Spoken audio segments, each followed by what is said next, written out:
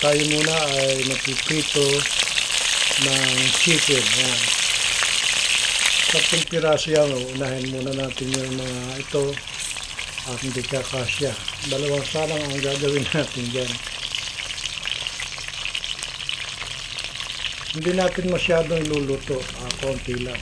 Nahango ko na yung unang batch. Ito na ngayon yung pangalawang batch. Hahangoin na rin natin. At pagkatapos niyan, yung umpisa na natin mag-isa. Tuunahin natin ng sibuyas. Halo-halo lang muna dyan. Lutuin natin ng konti, ilang segundo.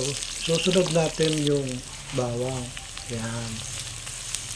Halo-halo din ng konti yan. At lalagyan na rin natin ng konting luya. Pampatanggal lasa, pampabango at pampasarap na rin doon sa ating chicken.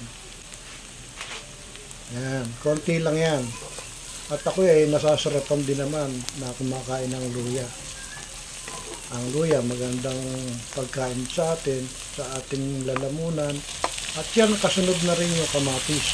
4 na pirasong medyo malalaki ang inilagay ko riyan para lalong sumarap. Ayan.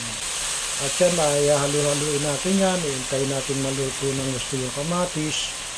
At pag tansya natin ay luto na yung kamatis, susunod naman natin dyan ay ilalagay natin yung pinirito nating chicken. Ayan na. At pag nailagay na dyan, halo-haloin lang natin yan para madali siyang maikalat yung ating mga aromatic na iginisa kanina. Yung sibuyas, bawang, luya at kamatis. Ayan na. Tapos yan, nilagyan ko na rin ng tubig. Dahil tayo mag-uumpisa na magpalambot. Halo-haloin lang muna natin yan. At pag aayusin, alam niyo naman, inaayos natin yan bago takpan.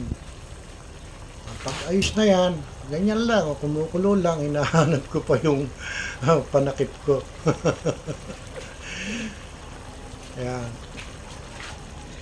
Ayan na. Ayan lang muna natin yan. Pagkatapos, bubuksan uli, halo-haloin, baka natutuyuan na.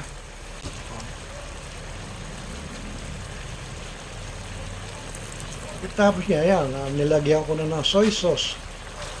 Halo ulit. Biniling-biling.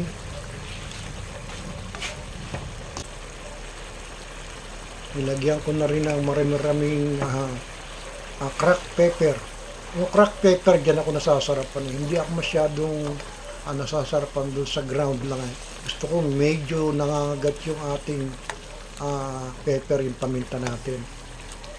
Ayan. Kaya nga hindi ko na ito nilagyan ng siling maanghang. Sa pepper na lang ako bumabawi. Ayan. Nilagyan na rin natin ng tubig at umpisa na natin magpalambot talaga riyan.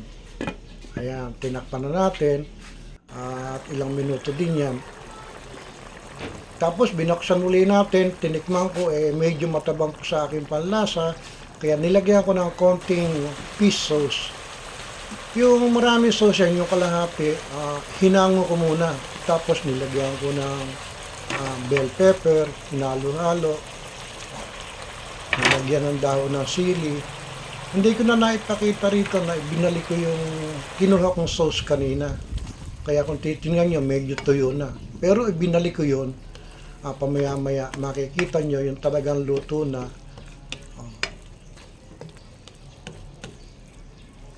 Kuminsan kasi nakakalimutan natin yung sunod-sunod na dapat gawin sa pagluluto.